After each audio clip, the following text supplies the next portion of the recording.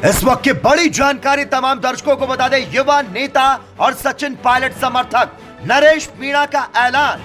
नरेश मीणा ने कहा कि इस बार वो दौसा लोकसभा सीट से चुनाव लड़ेंगे। तो साथ ही उन्होंने कहा कि कब तक पार्टी के पीछे पीछे भागते रहेंगे।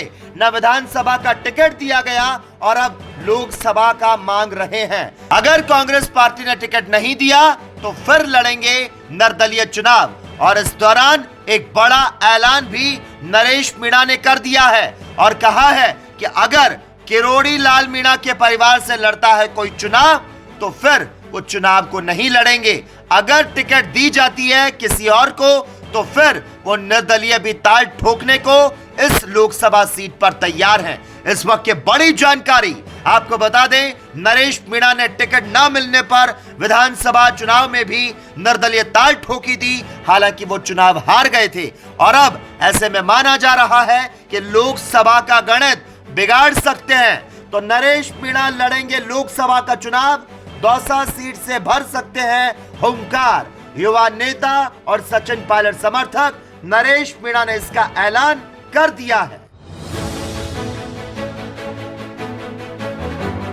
इस वक्त की बड़ी जानकारी तमाम दर्शकों को बता दें। युवा नेता और सचिन पायलट समर्थक नरेश मीणा का ऐलान। नरेश मीणा ने कहा कि इस बार वो दौसा लोकसभा सीट से चुनाव लड़ेंगे। तो साथ ही उन्होंने कहा कि कब तक पार्टी के पीछे पीछे भागते रहेंगे।